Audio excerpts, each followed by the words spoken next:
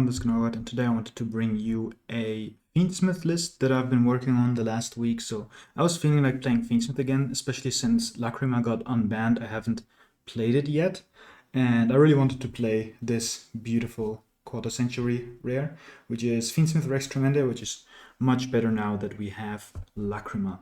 So if you follow me on Twitter, you probably saw that I was playing around with Primate a bit, and Primate is definitely a shell you can use with it, so feel free to change some engines up in here, but I think this is the best way to play a pure-ish Fiendsmith type of deck. So I will also show you some combos I've pulled up with, especially the Rextremende combos, but for now let's just hop into the deck profile and the combos will be after that. So we obviously play 3 Fiendsmith Engraver. Obviously the best card in the deck. The whole deck revolves around it, and I own 1 tract, so if you have more tracts you can definitely play more.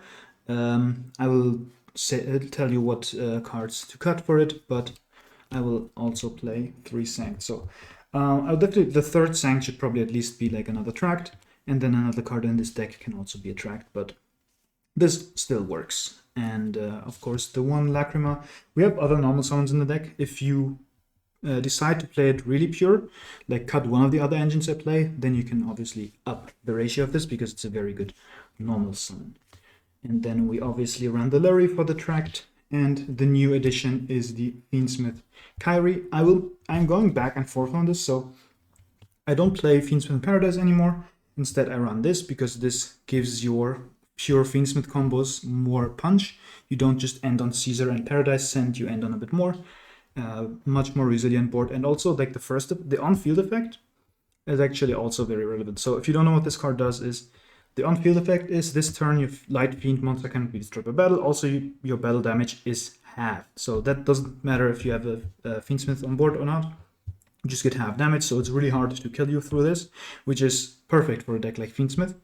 And the Grave effect says that you can banish it from the graveyard and perform a fusion summon for a Fiendsmith monster with monsters on your field or monsters equipped to a Fiendsmith monster. So you can just have a monster on the field equipped from the grave and you have free fusion material. So actually a very nice card. You can also fuse on your opponent's turn to, for example, send a Desiree. Now, you probably also already saw the other engine, which is, of course, the Magical Musketeers. So we run a small package, which is 3 of the Starfire, 1 Calamity. These are both level 4, which is very relevant, but also just Starfire plus one of these Fiendsmith spells or an Engraver is just so strong. And it also helps you push into boards very well because of the extra deck monster Max. So, and they're also just normal summonable Light Fiends, and 1 Light Fiend already gets you very far in this version with Kyrie. And then the last engine, I run a very small Ryziel engine because I wanted to give this deck like another push. I tried Primate, but Primate had some weird issues. For example, if you draw, like you can't play Primate with Musketeers, for example, but if you have a Musketeer and you just do Fiendsmith combo with that, and you have the Ice Ryziel, you can just at any point summon the Ice Ryziel by discarding or by sending an equip spell from one of your Fiendsmith monsters and just make use of that way. And then also Ice Ryziel itself is full Fiendsmith combo plus a detonator, which is really good. And the Bonfire, of course, gives you more access to the ice, but also is a trigger for your Magical Musketeers. So that is the engine, and then you have 1 Prosp. This was the last inclusion. It's hard to find cards in the extra deck to banish because you play a grind game, but it is a spell that you can activate at any point, so it's nice for the muskets. This, for example, could be one of the cuts for tract. We also run 1 talent for the power spell because Ash on Requiem hurts unless you have another way to special summon, then it does nothing. So talents to draw, but also talents to look at your opponent's hand. For example, you normal summon a musket and they Fuva you can just look at their hand, see what they have, and if you can just pass on less. And yeah, then we have, or if they roll you and at some point and you just go musket, do this, look at hand, summon from deck and go from there. 1 called by because this deck is actually weak into Fuvalos. This is one of the weird weaknesses of Fiendsmith. Even though Fiendsmith's ceiling is not that high, Fuvalos still punishes you hard. So one called by, and again, it's a spell you can activate on a musket. So you normal summon a musket, they Fuvalos you, you chain this in the musket column, and then, yeah, that is very, very strong. Then for the non-engine, we run 18 if you don't count the talents and the called by, otherwise it would be 20. Of course, this is a pure Fiendsmith deck, so you have to have a lot of hand traps, and that is Ash, Imperm, Fuva, of course, very, very good. Then we have Ghost Spell. If you have Dominus Purge, that is a good inclusion here. Purge kind of conflicts with Caesar, but like that has been a staple in pure Fiendsmith decks anyway. Nibiru is good if you have a critical mass on hand traps, which we do here. And then the last hand trap is the Droll, not only because of Mitsurugi, but also just of the weakness to Fuva. You can very easily just self-roll yourself against Fuva, and it doesn't matter for you. You don't add that many cards, except with the Ryziel engine, and that is optional anyway. So Droll is a very, very strong inclusion here. So with the Droll, you have 7 ways to play into Fuvalos, just negating the Fuvalos, basically. Like 3 Droll, 3 Ash, 1 called by. For the extra deck, we have the Fiendsmiths, of course. We have the Fusion Monsters, all of them. Very nice. It is so annoying that we didn't have these for the longest time, because this playstyle is actually so cool, but the time rules kind of prevented us from having it. We have the Link Monsters, 1 Requiem. You used to play 2 of this, because if it gets banished, you're sad, but most people don't play Kashira Unicorn, and for everything else, these 2 can recycle the Requiem from the banished pile anyway. So banishing this stuff, unless you get hard locked out of the game, is not that bad. And the honorary Fiendsmiths are Necroquip and Caesar, of course. And next we have the Magical Musketeer Max. This is just an extra light fiend to put into your grave if you go first, or going second, obviously, into back row. You summon this, you get more bodies for free, very, very threatening. Then we have the extra knight, of course. Moon of the Closed Heaven is banned, so we need another bridge for the Ryziels into your Fiendsmith. But also, this is just a nice going second card, right? You go into a board with a nice Ryziel, you summon this, you can nuke the board, and then you go Fiendsmith combo. So if you don't run the Ryziels, of course, cut this for something else. But speaking of Ryziels, we also have a Detonator and a Duo Drive. This is optional, but this makes you bridge from anything here. Like Lacrima's level 7, the muskets are level 4, and you can just bridge into Ryziel with that, which is very neat. You also might have noticed I don't run Ryziel Cross. I would side deck the Ryziel Cross in this deck. I wouldn't main it, because in this deck, you just, like going second, you just want hand traps and starters. You don't want to have any bricks. The only brick in this deck here is Kyrie right now, and I think that is one of the big strengths of this deck. We have 1 Baguska. It's just, you can make it with the muskets, you can make it with the Ryziels. So I would definitely run this. Just in some cases, you just have to do a Baguska with hand traps. For example, if you get Fuva Lost, you just give them 2 draws, make a Baguska, have 4 hand traps maybe, or so. Chaos Angel, of course, very, very good in Fiendsmith decks, and against Dragotail, a Chaos Angel in defense mode is very good, because they don't main deck out usually. But of course, you need to have a game plan behind it, but that doesn't matter in this deck, because you can just Lacrima Burn, for example, and go for the... just grind out your opponent a bit with the Fiendsmith engine, and then go for the kill. And then the last card is SP Little Knight, just standard utility, very good card, especially with Max. You can just Max, summon another one, go into SP, for example, right? And then you maybe have another Light Fiend and go Fiendsmith from there. Or like, first you make the Fiendsmith because the SP has the arrows here. So that is the deck, and now let's show you some combos. Now, let me show you the full extent of what 1 Light Fiend can do. This can work with any variant, but of course at some point you will see where the muskets come in. But if you run a different version, you can run a different combo at that point. And also, this is a combo with a discard. If you have 4 hand traps, you can just go for the standard Caesar pass line. That is good enough because you have follow-up in the grave. But if you have an expendable card, you can use it for this line. And generally, this deck is a lot about pace. So you have to know how far do you have to go, how far can you go, and trust your game instincts on that. But I'll just show you the full way of what you can do with just one Musketeer Starfire. So we're going to normal summon it. We're going to link it off into Max just for the extra Light Fiend.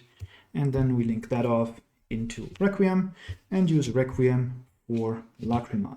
Lacrima will then send your Fiendsmith Kyrie. Now, of course, this combo will be stopped by one nib or like one hand trap, but generally you have enough spells and extenders that you can play through stuff like this.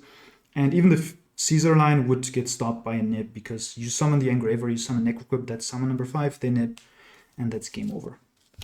So we're going to equip the Requiem here so that we can use the Kyrie to fuse the equip and the Lacrima into the Fusion Lacrima, which will then bring back one of your monsters. You can just bring back a Starfire, maybe to threaten a spell or whatever. It doesn't really matter because you're going to link these off anyway. And you're going into the sequence. Now, you can use the Lacrima to shuffle back the Max just to deal some damage. It doesn't really affect the nib timer because Lacrima here into Starfire will be your 5th summons. So we can just do this for some damage, and then you can use the sequence effect to fuse these two here into a Rextremende. Now this unsummon can discard a card and then send a Light Fiend from your deck. So you're going to send the Engraver, and then you can link these two off into Agnum. Now, the Rextremende, when it's sent to the grave, can add you a Fiendsmith card from your grave or banish them to your hand. So if you want to take it slow, just make Caesar. Still, you can actually add the Kyrie, set it, make a Caesar, and it's basically impossible for you to die. And you will have Caesar plus Lacrima into Agnum into Rex. So you would just bring back the Agnum use the Agnum bring back a Light Fiend, make a Necrocrypt, bring back the Engraver, make Caesar. So that's definitely a line where you can stop here. But if you want to take it further, you're going to add the Engraver here. Now what that does is, you can use Agnum to revive a Light Fiend. It doesn't have to be a Fiendsmith card. So you're going to revive the Starfire. And then you're going to discard the Engraver to grab you a Tract and activate that Tract into the Starfire column. So you're going to add the Lurry, discard Lurry, and then you can go Chaining 1, Chaining 2. Small little correction. At that point where you have Lurry and Starfire triggering, you need to have Lurry as Chaining 1 because this is a mandatory effect. So this has to be Chaining 1 and this is Chaining 2. Doesn't really matter because they would have ashed you a long time ago. Lurry comes back and we summon a Calamity from the deck. Now we have 2 level 4s on the field, so we can actually overlay these two to go into a Dual Drive, which will make the Agnum go into the grave. And you can use the Dual Drive, detach 2, to grab yourself 2 Ryzeals. Sword has to be in, the other one. I like to get Ice, you'll see in a second why. And then from here on out, you can use your sequence to equip to the Lurry, so you can make a Necroquip. And then bring back the Engraver, shuffling back your sequence. And overlay these two to make a Caesar. Now from here on out, you can special summon the Sword Ryzeal, grab yourself another Ice, and then you just send the Dual Drive here for the Ice and make a detonator here. Now, I could have gotten X'd, but if I grabbed X, then I would have 2 Ice, 1 in hand, 1 in deck, that don't do anything. This way, with the Ice in hand and the X in deck, I have a normal summon for next turn to do whatever I want. With Ice grabbing X, even though X doesn't summon, you just have a rank 4 normal summon. So that's neat. You're gonna get the detonator, and the detonator is gonna attach the Rextremende here, because the Rextremende's effect, when it goes to the grave, adds you a card, so that's just a free plus on your opponent's turn. So this is what you'll end on. So you have the Caesar, you have the detonator, you have the Rextremende, and you have follow-up. So at any point, you detach the Rextremende to pop something, and that'll trigger to grab you, for example, your tract, and you can then go in the opponent's turn, use the Lacrima, shuffle it back, bring back the Agnonde to revive the Rextremende, which is 8 towers as long as it's equipped. So you have a lot of interactions. You have the Rextremende, which is hard to out, and you have a lot of follow-up. Depending on what you have, you can also go for the Kyrie line, where you grab back Kyrie, or if you already have extenders in hand, you grab back Kyrie, and then it's basically almost possible for you to lose that turn. So that is just one Light Fiend if you decide to go that far. So now let's show you a different line. All right, let's show off what we can do if we have extra engine pieces. So this is the combo we had before, but now we also have a Sanct or Tract. Doesn't really matter. If you have an Engraver, that's even better, even safer through interaction. But I just took the worst card here just to show you what we can do. So you're going to normal summon the Starfire, and you're going to activate the Sanct in the same column as the Starfire, getting you a token. And then the Starfire will trigger to grab you a Calamity. Now you have 3 summons, and as our 4th summon, we're going to do a Duo Drive. And the Duo Drive can then search you your Ryziels, Sword, and Ice. And now you always have the Detonator, even if they nib you. So you're going to use the token, and you're going to make the Requiem. And what's important here is to use your player priority here to use the Requiem effect, because if they nib you while you still have the Requiem on the field, if you chain it, doesn't really matter. You can get an Engraver and then you can make sequence, so it's fine. But what you really want to do is you want to get the Lacrima here. And now if they nibbed you on chain to the Requiem, you have the Lacrima, which is very bad for them. If they nib you here, you can send an Engraver and do the same thing we said before. But if you want to, you can generally go here Engraver and just make a Caesar plus Detonator if that's what you want. But let's just do the Kyrie line here. So we send Kyrie, we equip the Requiem, and we're going to banish the Kyrie to make a Lacrima. Lacrima will then resummon a Light Fiend. So let's put the Calamity here for now. And then you can link these two off into a sequence. And here, if you started with Tract, you can use the Lacrima, shuffle the Lurry, deal damage, but we started with Sanct, so we need all our Light Fiends in the grave. And what we're going to do is use the sequence to make our Rextremende and use the effect. Now, if you have a Fuvolus in the hand, you can just discard that. If you don't, you can send the Ice Ryziel here, and that'll send you your Engraver. Then you can link these two into your Agnonde, and your Rextremende will grab you back the Engraver, which you can then discard to grab your Sanct or Tract, whatever you didn't use, and activate that in the column of Calamity. Let's get the Lurry here, discard Lurry, and then chaining one Lurry, chaining to Calamity, and the Calamity will bring you back the Starfire, and you get the Lurry back. Now what you do is you're going to go Agnonde, effect to revive your Engraver, so that you can use the Tract here, and fuse the Engraver and 2 more Light Fiends into a Desiree. So we still have the Detonator in our back pocket, but now we also have Agnonde plus Lacrima plus Desiree in the grave. So that is neat. Now what you can do is you can equip the sequence to the Desiree so that you can make a Necroquip and use the Engraver, shuffle back the sequence, and you can make your Caesar now. And then you can special summon the sword, because we have a Ryziel Engrave, that'll grab you your Ext. Or what you can also do is you can just grab an Ice and use the Ice, sending the Calamity, and overlay these two for Detonator. Or if you still have the Ice in hand because you discarded something else, you can just search a second Ice with your Sword Ryziel so that you have the follow-up that we had in the first combo. And then you just send this overlay for a detonator, which will then attach you your Rextremende, or you can also detach the Desiree here, so that the detonator pop also gets you a send off of Desiree. And then your Agnum is free to choose which fusion monster you want. Usually it's going to be Desiree, but this is a very layered board with a lot of follow-up. Alright, so I showed you the combos with the highest potential, biggest ceiling, but let's talk about hand traps and how to play into them. The best hand to play into hand traps would be Starfire and Engraver. Starfire plus Tract is also very good, but you would have one Engraver less in the grave, which is important to make Desiree without putting your Engraver out of rotation. So let's just walk through this line and talk about hand trap spots. So you're going to use the Engraver here, discard it.